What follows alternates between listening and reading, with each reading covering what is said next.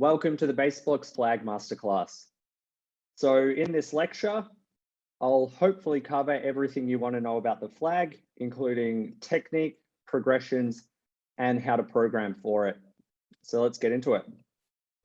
What is the flag? Well, generally when people think of the flag, they think of this horizontal posture. So your body is horizontal, orientated sideways like a flag, and that's how it got the name, the human flag. But there's much more to the flag than just this posture. You can perform upright or inverted holds. You can perform dynamic exercises, so you can lift from upright to inverted, or do human flag pull-ups and push-ups. And you can do advanced skills like the 360-degree flag walk. In addition to being a really cool skill, it's very transferable to other skills. So improving your flag is going to build strength for the planche, front lever, back lever, handstand push-up, and more, and vice versa. So I'll talk about that a little bit more in the following slides. So what is the flag?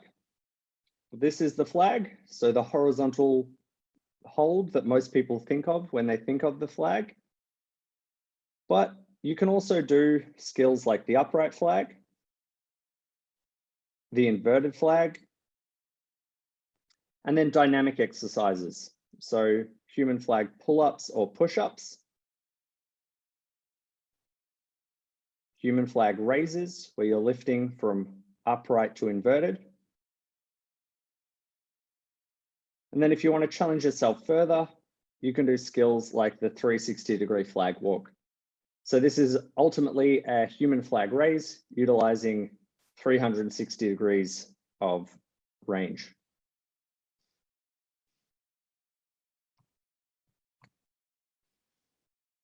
So how do we do the flag?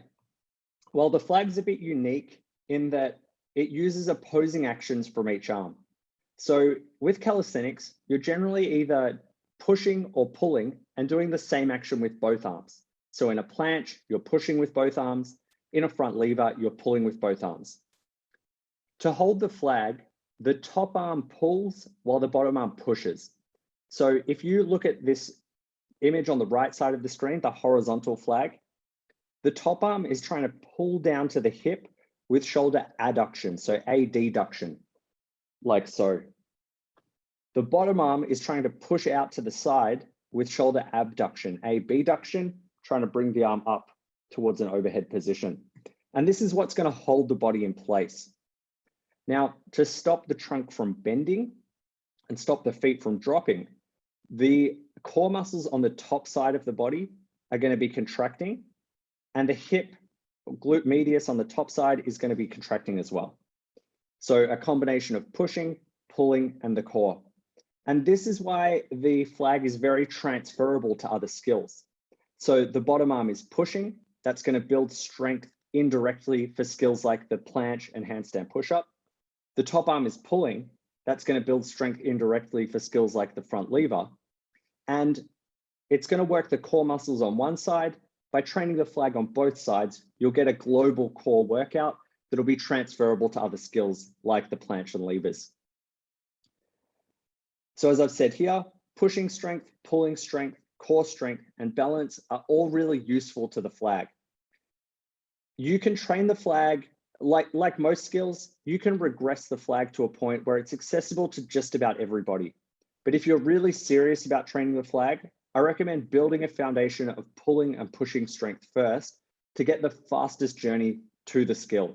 So a good foundation to have before working on these specific skills like the planche, front lever, and human flag are 10 to 20 dips, 20 push-ups, and about 10 pull-ups or chin-ups. Transferability. So here's an inverted flag, and to hold this posture, the top arm is doing most of the work. So it's kind of like a handstand, and the top arm is trying to pull down to the hip with shoulder extension in this posture to hold your body in position. So the lats, long head of the tricep are working to hold that position. Now, if you compare this to the front lever, it's ultimately the same thing. So here the top arm is trying to pull down. Here both arms are trying to pull down. The shoulders are at a similar angle and the core is working similarly. If I flip the video earlier, you can see in this posture, it looks just like a front lever from the top arm. So you can see how building front lever strength will be transferable to your inverted flag, and building inverted flag strength will be transferable to your front lever. The same is true with the upright flag. So to hold this position, the top arm does very little, and in the upright flag, the bottom arm does most of the work, trying to push out with shoulder flexion to hold the body in place. The posterior core is also going to be working to keep this straight body alignment. And these are the same muscles and same actions that are used in the planche. So I flip this 90 degrees. You can see that this bottom arm is trying to push down, and this looks more or less like a planche with the bottom arm and the body. So here I'm working shoulder flexion and the posterior core. And in the planche, I'm working shoulder flexion and the posterior core.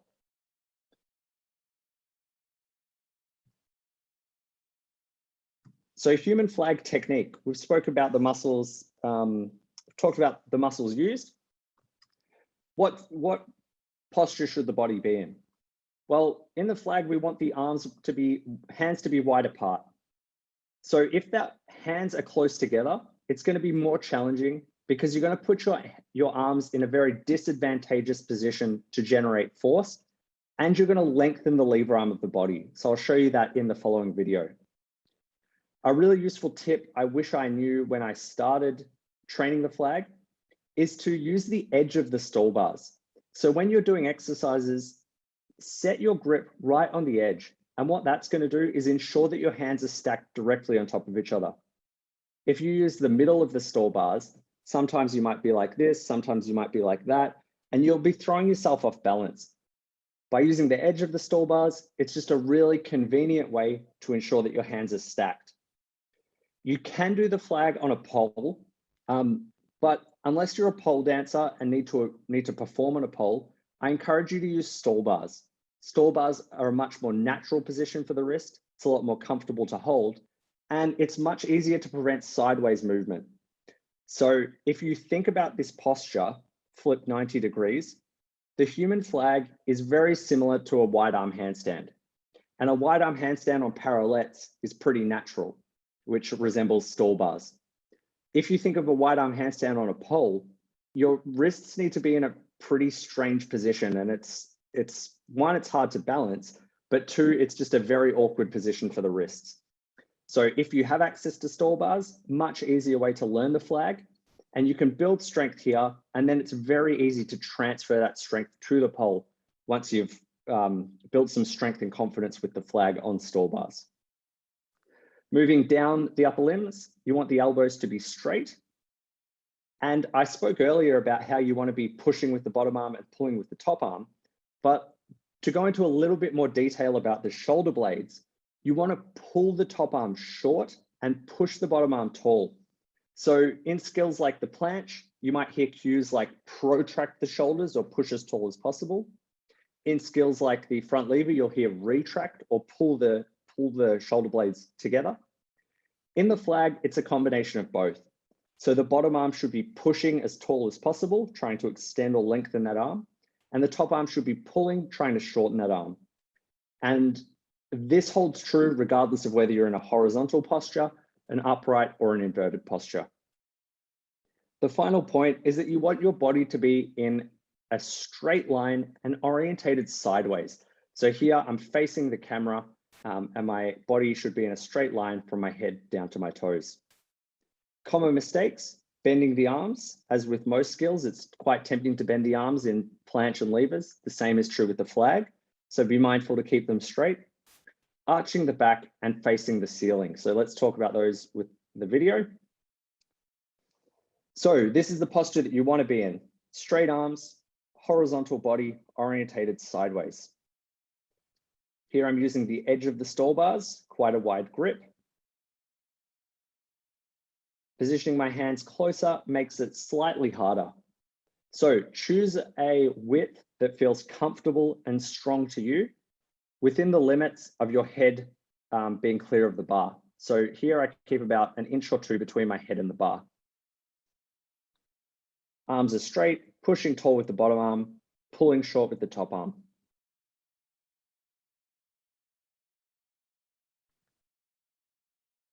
One more flag. Now, this pushing and pulling, as I said, you want to push the top arm, pull the top arm short, push the bottom arm tall. This holds true regardless of what postures you're in. And it's a bit easier to make that point with an upright flag. So I can do an upright flag very passively by just hanging like this.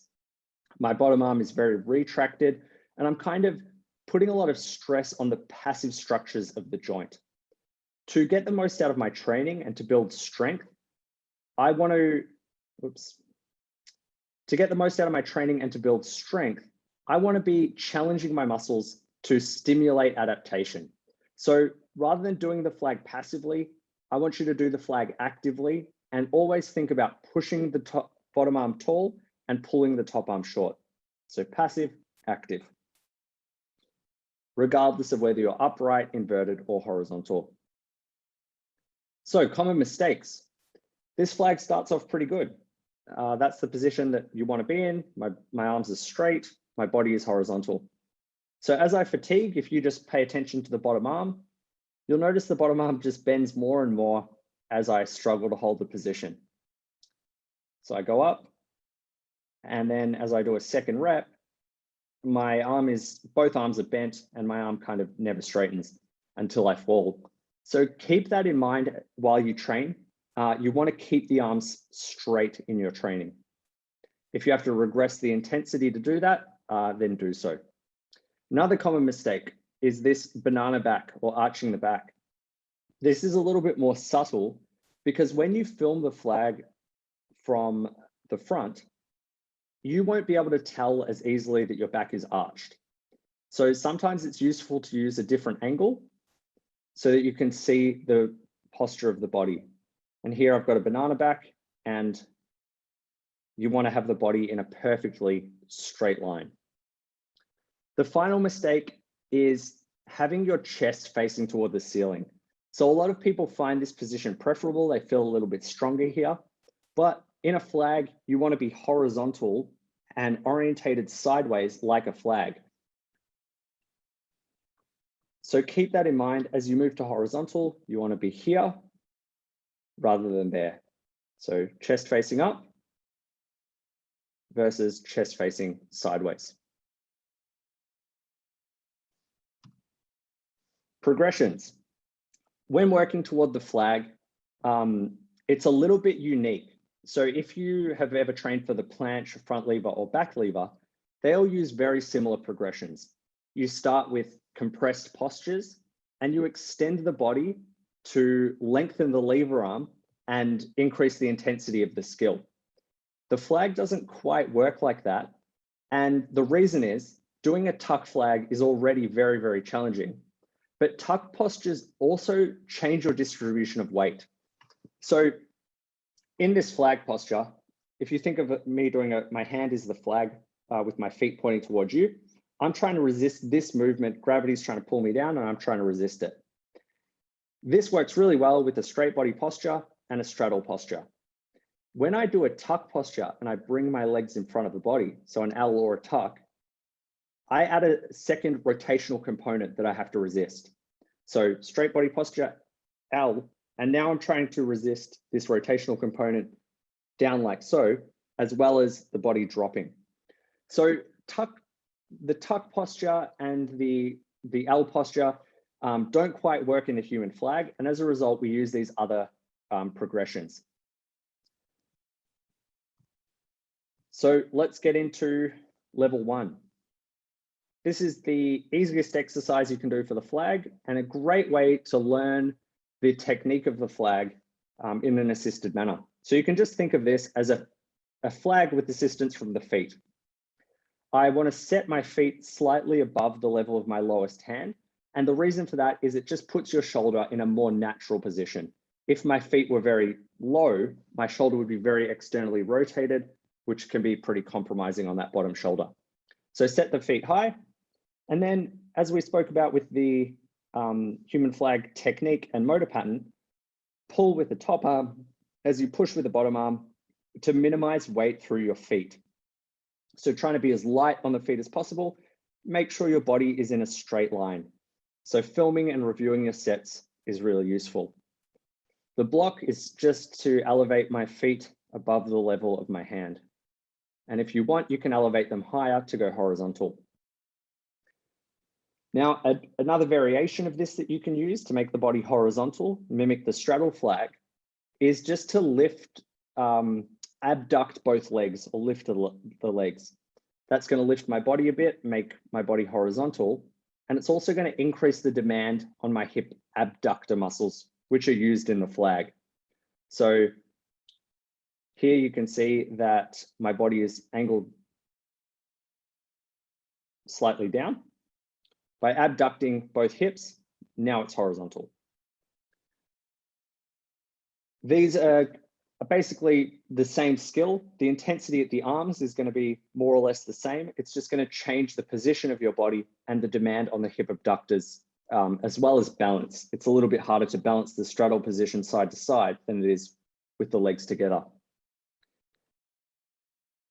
One thing that's, sorry, just to show you on a pole. On a pole, I can put my hand very low, so I don't need to use a yoga block to lift my legs. Now, one thing I want to mention about this exercise, one very important bit of information, is when you're training with the flag plank, it's very difficult to measure the intensity. You can do this exercise very passively and put most of your weight on the feet and just kind of relax and not benefit much from it. Or you can do this exercise very actively and pull and push as hard as you can with the intention of being as light on the feet as possible. So at a certain point, just to show you here, with enough force, you would lift off and truly be doing a flag. Or you could just relax and chill like so. So when you do this exercise, I want you to have the intention of being as light on your feet as possible. That will give you the most bang for your buck when training it. The goal here is to practice the motor pattern, get familiar with the technique. Second progression is the 45-degree flag. So similar to the flag plank, it's going to teach you the motor pattern of pushing and pulling, but it's going to demand a certain level of intensity. So the flag plank, you can just kind of relax and not do much with your arms. To actually angle the body to 45 degrees, you need to generate a certain level of force. So this is what the 45-degree flag looks like. Body is in a straight line from the shoulders to the toes. The way you do it is set yourself up about arm's distance from the vertical beam and hang with the other arm. Then you're going to pull the top arm short, push the bottom arm tall while maintaining straight elbows to angle the body 45 degrees. The weight should be distributed evenly between both arms. So if I move my body closer to the pole, to the vertical pole, I'm going to be working the bottom arm more. The bottom arm kind of does all the work here. If I move too far away from the pole, the top arm does all the work here. In the flag, you want to distribute the work evenly between both arms. So change the position until you find that where the demand on each arm feels equal. Usually about arm's distance from the pole. So ideally with the 45-degree flag, holds of about 10 to 15 seconds. 2 to 3 sets, 10 to 15 seconds on each side. If you can't hold it for 10 to 15 seconds, you can build to this by doing dynamic reps. So the way you do dynamic reps is you lift up, hold, aim to hold 1, 2, and come down.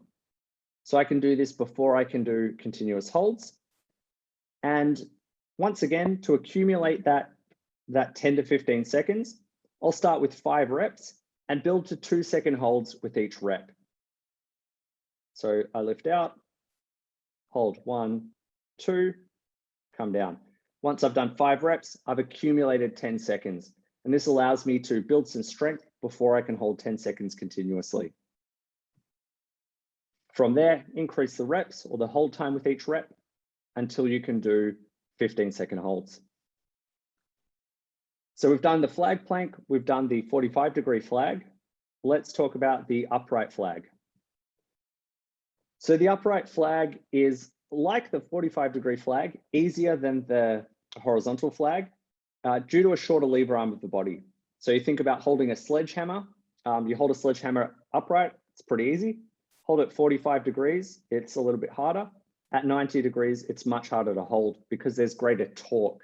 The same is true with the horizontal flag compared to the upright and 45-degree flags. These are easier as your weight is distributed closer to the hands. So the way you do it is with your chest facing the bars. So you can see that this is a little bit different to the horizontal flag as I'm facing the bars rather than orientated sideways.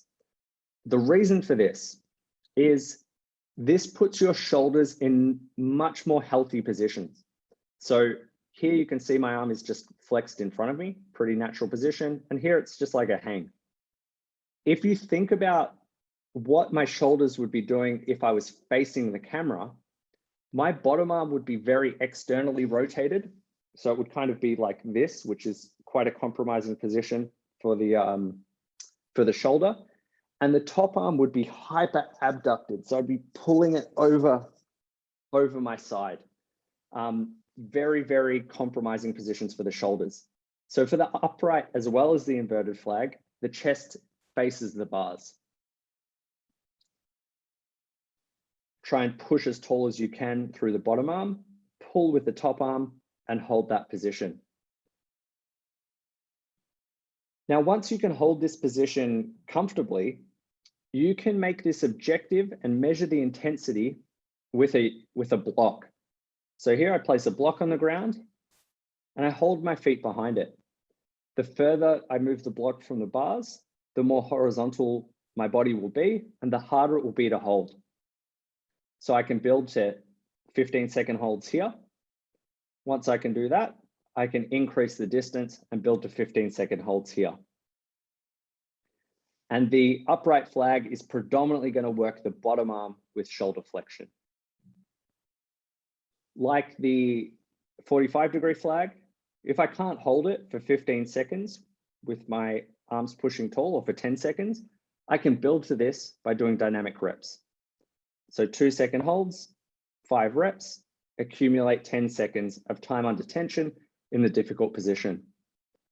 From there, I can build the reps or the hold time as I work toward 10-second continuous holds. Next progression. So when you can do the upright flag and the exercises we've outlined so far, you can start doing the kick to flag to get a true feel of what the human flag is like.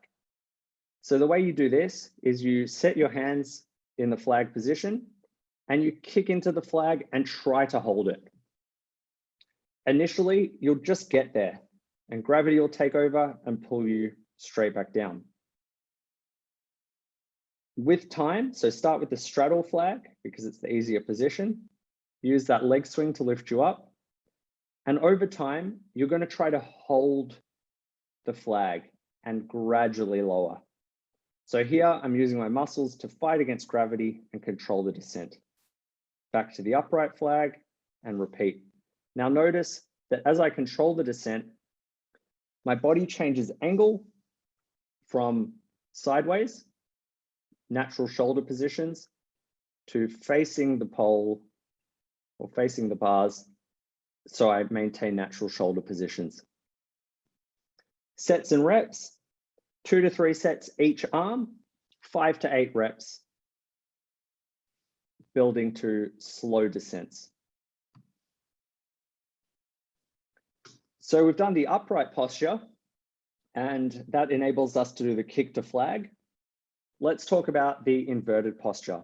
So the upright posture predominantly works the bottom arm or the pushing arm, The inverted hold is predominantly going to work the pulling arm. Like the upright hold, the further you are from, or the closer you descend to horizontal, the harder it's going to be. So it's challenging to get into. So walk your feet up the bar. So here I walk up the stall bars and I start with a tuck position. The tuck position is much easier to hold than the extended position. So when I extend the legs, I'm kind of doing a handstand, and it's pretty challenging to balance in addition to the strength component. To build toward the full inverted flag, you can start with the tuck posture and then progress. So build strength and control here, then progress to extended, and then you can work toward closer and closer postures to horizontal. Here's me walking my feet up the bars. I hook them on in the top position. So here you can see I hook my toes onto the stall bars to get my balance, and then I move to tuck and full. Now, like the upright flag, the further that you extend toward horizontal, the harder it's going to be. Unfortunately, there's no simple way to measure this like there is with the yoga block for the, as we did for the upright flag. So when you do the inverted flag, just remember to have the intention of challenging yourself and choose the position that you can hold for 10 to 15 seconds. The most challenging position you can hold for 10 to 15 seconds.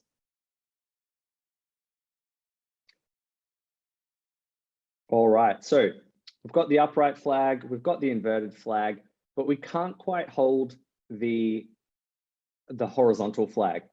How do we build to this? A great way to practice the horizontal posture and accumulate some time in the position is with assistance from a band. So I anchor a band above me, and that's going to help lift me up and help me hold the position. Here you can see I use the edge of the stall bars, put my foot in it, put my hands at the edge, and now I know everything's stacked. So one issue some people have is when they're using the middle of the stall bars, the band tends to pull you back or forward. If you use the edge of the stall bars, you don't have to worry about that. Lift to the straddle posture, build some strength here, and then as I'm able, I can use thinner bands or progress to the full human flag. From there, I can get rid of the bands and work to unassisted reps. So for all of these isometric holds, upright, inverted, band assisted holds, 10 to 15 seconds is a pretty good hold duration. Good balance of intensity and time under tension. For the flag plank, I generally use longer duration holds of 20 to 30 seconds because we're trying to really work the motor pattern of pushing and pulling at the same time there. It's also harder to be objective with that exercise and ensure that we're working at a high intensity. So you've got all the exercises to master the horizontal flag at this point. But when you've mastered the horizontal flag, or you can hold it for a couple of seconds, you want to improve your capacity, you can introduce flag raises and negatives. So these are lifting from the upright flag to the inverted flag and back. You can do these in the extended posture, full, which is quite challenging, or you can use the tuck posture to reduce the difficulty. Extended, and then here I tuck my legs, and you can see shorter lever arm, easier position. Now, I know I said I don't like the tuck posture for horizontal holds, and the reason is that rotational component. It's still useful for flag raises for the following reason. I can generate a bit of momentum at the start and extend my hips as I bypass horizontal so that I don't have much of a rotational component. So here you'll see my hips are flexed. I extend them when I'm at horizontal, so it's not trying to rotate me like so, and then I tuck them again. So this is how you can use the tucked flag for raises.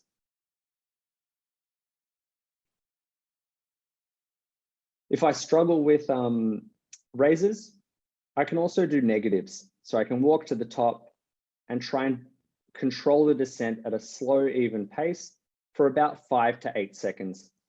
So that's a sweet spot for rep durations for negatives. 5, 4, 3, 2, 1.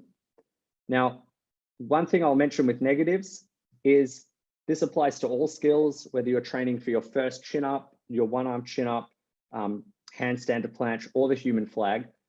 I really like the duration of 5 to 8 seconds because it ensures a controlled movement. But more importantly than the duration is that you control the descent at an even pace. So if you start at the top and you control this for 4 seconds and then drop, you're basically neglecting this bottom portion of range. By using a slow, controlled, even pace, you can ensure that you're building strength evenly through full range and you're not bypassing any weak points. If you have weak portions of range in a rep, so let's say your chin up, you struggle in the middle, you can generate a lot of force and bypass that with your standard reps. Negatives or slow reps are a really useful way to ensure you're not bypassing weak points. Now, let's say you unlock the flag, but you can only hold it for a few seconds. If you want to bias strength at horizontal, negatives with a pause at horizontal are a really useful exercise. By forcing you to stop at horizontal, you have to generate more force here than just passing through it. As a result, you're going to have a higher intensity at horizontal and you're going to stimulate more strength gains at that portion. So what this looks like, I lift up, 5, 4, 3, 2, hold. Then I come down and I repeat that for reps. So same exercise, just with an extra challenge at horizontal to provide an extra stimulus for gains at horizontal. All right, so those are your flag specific exercises. As I've spoken about before, specificity is key when it comes to strength gains. If you want to get good at flags, train flags. But in addition to those specific exercises, you can add a little bit of volume to stimulate strength and size gains in relevant muscles and accelerate progress toward the flag. So pushing exercises are going to stimulate strength gains in the bottom arm for the flag, in the pushing arm. Pulling exercises will stimulate strength gains in the top arm or the pulling arm of the flag. And core exercises will build core strength for the flag. So suitable options, basically any pushing skill, dips, planche, shoulder press. For pulling, pull-ups are very useful, front lever and lat pull down. Which, while these will all improve your flag, the area of the flag that they'll improve will be slightly different. So as I spoke about earlier, the planche is very similar to the upright flag. So planche exercises will build a lot of strength for the upright flag. If you think of a shoulder press with my arms abducted, if I'm building strength in this range here, that's going to be very transferable to the horizontal flag posture. Same with pulling, the front lever is going to be very transferable to the inverted flag. And pull-ups, once again, wide arm pull-ups, if I'm building strength through this range, that's a similar range that I would be using for the horizontal flag. Same thing with the core, dragon flags are going to strengthen the abs. In the inverted flag, I basically am resembling a dragon flag posture. So dragon flags will strengthen the abs and work that top portion of range or the inverted flag. Side planks are very useful for building unilateral strength or working one side of the core. They'll build strength for the horizontal flag. And then reverse hypers, as shown down the bottom, are going to be very useful for building strength for the bottom portion of the flag or the upright flag as they resemble the planche. How do we program for the flag? So a lot of people when training calisthenics will either use a push-pull split or an upper body, lower body split. A push-pull split doesn't quite work with the flag because it uses both sides of the body. So it makes it very difficult to give muscles adequate rest if I'm training both pushing and pulling each session. As a result, for training the flag, I recommend using an upper body, lower body split. So I can train pushing and pulling on Monday, Wednesday, and Friday, and the lower body on the days between. This way, I have 48 hours of muscle recovery between each session, allowing me to recover and progress. An example template that you can use for your flag sessions is like so. 2 flag specific exercises, 2 supplementary exercises. Do your most difficult flag exercise first, followed by an easier one, and then 1 pushing and 1 pulling exercise. So I might do band assisted flags, followed by 45-degree flags, followed by pull-ups and dips. This might not sound like much. 4 exercises, pretty easy workout. But remember that each flag exercise is to be performed on both sides. So if I'm doing 2 band assisted flags, I'm ultimately doing 2 band assisted flags on each arm, or I'm doing 4 sets. So your workload is doubled when you do flag exercises on both sides. Keep that in mind with your programming. Some example sessions, these are taken from the sessions out of the BaseBlocks flag programs. So there's a beginner, intermediate, and advanced program available to you. The for an example beginner session, 45-degree flag, 3 sets of 15 seconds on each arm. That's 6 sets total, quite a lot of work in itself. The flag plank, 2 sets of 20 seconds on each arm, so a little bit of a longer duration hold there as we're working on technique. Pull-ups, 3 sets of 10, working the pulling muscles. Push-ups or dips, 3 sets of max, working the pushing muscles. Here's an example session for somebody who can hold the flag for a couple of seconds or is working toward their first full flag. Top half negatives, so they're trying to stop at horizontal and really stimulate progress at horizontal. 3 sets of 2, nice high intensity. After this, inverted flag, 2 sets of 12 seconds each arm. 45-degree flag, 1 set of 20 seconds on each arm. So a little bit of more endurance-based work and some very high intensity work. After this, L-sit to the inverted lever, so a variation of a lever raise, 3 sets of 6, dips, 3 sets of 12. So we've got our flag specific work, and then we've got our supplementary work by training a bit of pushing and a bit of pulling. And that's everything.